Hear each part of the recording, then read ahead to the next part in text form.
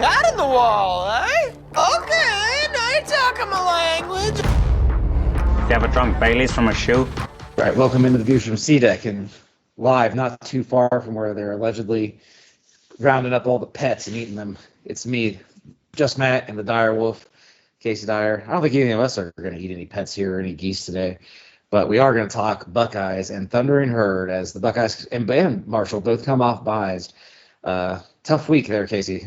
Tough game always against bye. Yeah. Hopefully they didn't get complacent, honestly. Like they looked so good going into the bye. That's one concern. Obviously not that this game's going to be concerning at all. But I was say. for the season moving forward, I hope they're keeping their foot on the pedal. Hey, it's a big game. It's big noon kickoff, Casey, for this game. This actually isn't too bad of a slate this Saturday. There's 3 ranked games, I think, but none of them are like huge. We're about to start getting into the big games, but yeah, it's big noon kickoff though. Buckeyes were 39.5-point favorites. Hasn't moved yet.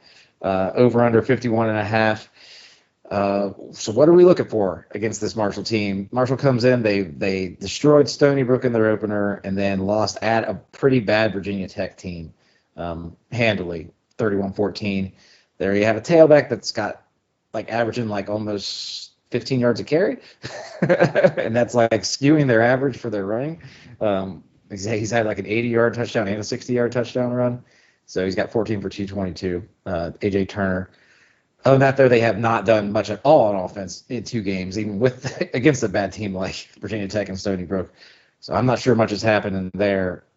Threat level 0 here. There's 0% chance we lose this game. So what do you want to see on Saturday? We'll start with the offense.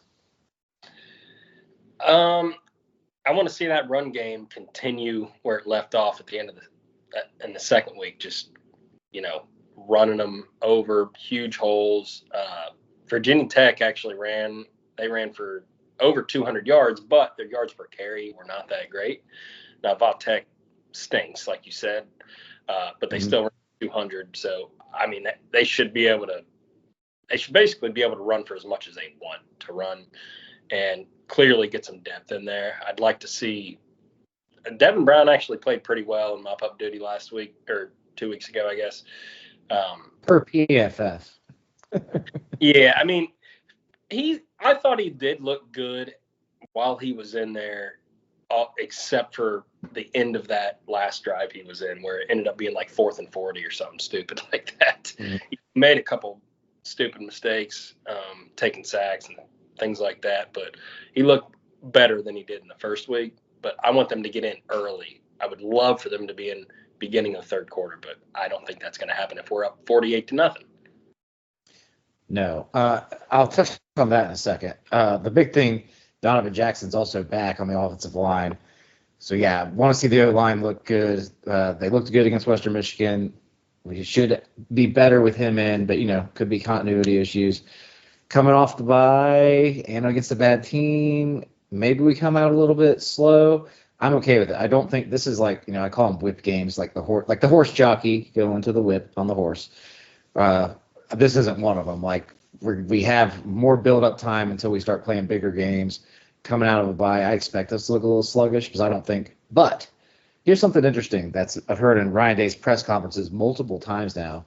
He's referenced how the CFP committee uses stats to determine like seeding. So he's very aware of it, and he's talked a couple of times about it when people have asked about like starters and such, like staying in or out.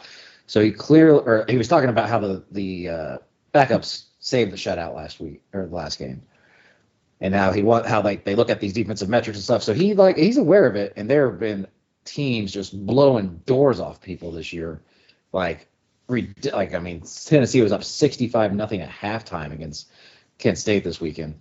So maybe he'll want to come out and just destroy them right away. I hope it happens because I want to see the depth get in still. Like keep the depth coming in early in the season. Let's get people built up. I mean, hell, freaking Indiana scored 77 points a couple of weeks ago, and then they looked dominant last week too. So UCLA stinks. They look terrible. They made Indiana look good. But yeah, I mean, I want to see no more than one punt in the first half. Yeah, I'd say that's probably accurate. And I want to see Will Howard maybe hit a deep ball too. That'd be Yeah. nice. To JJ Smith. I want Jeremiah to keep putting up stats. Maybe get a Buka in the end zone. I mean, he's been in the end zone once, and the refs took it away from him erroneously. But let's get him in the end zone. Quinshawn and Travion, let's have some good games. But most of all, yeah, hit a deep ball. Let's see one get hit in stride. That'd be great. And the O-line to keep looking like they did against Western Michigan. Now, defensively, I mean, just keep doing what you're doing out there. Interested to see how the linebackers go. There was a lot of talk about. I feel like I was Nostradamus there because I immediately was like talking about how C.J. Hicks is probably out of the rotation. Now I see all these things about him on like all the Buckeyes stuff, and most people agreeing with my take on that though that he's just not playing well enough. And then his PFF grade was like 45, by far the lowest in that Western Michigan game.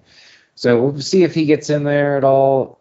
Other than that, I mean, not. I guess we'll see if anybody got banged up in the off week. But I expect to see dominance on defense and hopefully get some stats, some sacks, some interceptions. Get the numbers up to get those All-American votes in. Yep. I mean, clearly the goal is a shutout. I don't know if that'll happen. You need a little bit of luck for shutouts, I think, just because it's a long game. You never know. But that's the thing about our defense is our second string, it doesn't really skip a beat, honestly, across the board.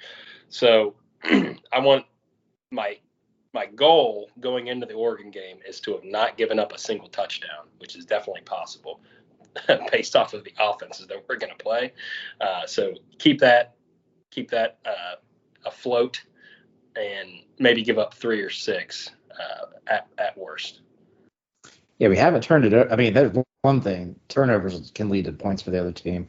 We haven't turned it over yet, so let's keep that going too on offense. Yeah, I'd love to see that defensively 0 touch. You're right. It is very, very possible that we do that going into the Oregon game. Yep. Oregon finally looks better. Finally looks like it might actually be a challenge going up there. If they figure out whatever they figured out in the second half against Oregon State, to seemingly finally look like they were supposed to. But maybe Oregon State just stinks. That could be it too.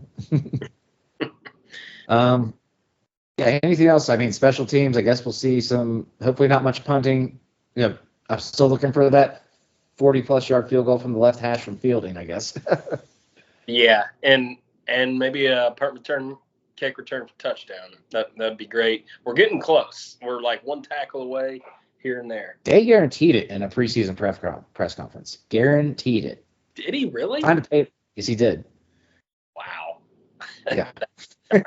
I will say his press conferences this year have been very more honest, I think, than we've seen in the past. Like when they asked about kick returns, speaking of, and how Jaden Ballard has made a big mistake in both games, like made very questionable decisions that ended up costing us in the second game. Didn't cost us. I forget what he did in the first game, but I remember being like, what the heck's he doing? He muffed a return, or he like fumbled it out of bounds or something. Yeah, he did something else. He made like another bad decision. I forget what it was. Either way, we may see a change back there, kick return. And he even said it. Somebody asked him, he's like, yeah, we're gonna have to look at it. And usually he would, give some standard coach speak answer, or just tell us that it wasn't any problems. He doesn't know what you're talking about. But yeah, it's been refreshing this year to hear him be a little more forthright. Maybe that comes with the pressure being off him from play calling and all that stuff. Yeah. All right, but so make our picks for the game. Do we cover the 39.5 point spread, and are we going over or under? I'll let you go first on this one. Man, the podcast that we're going to do next, the gambling, I picked us to cover. So that's one of mine. The over-under, I think, is very tricky because I think we could get a shutout. But I'm not banking on us scoring 55 or whatever it would need to be. So I'm going to say under because I truly think a shutout is very realistic. Yeah.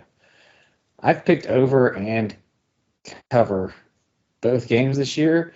I'm tempted to do it again. I am very concerned about them. Like, I'm not picking it as one of my picks in our podcast. I spoil that one. Not one of my 5.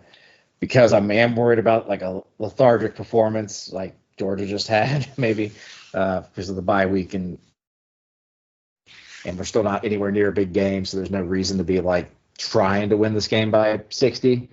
But I'll take us to cover, and I'll take the over because why not?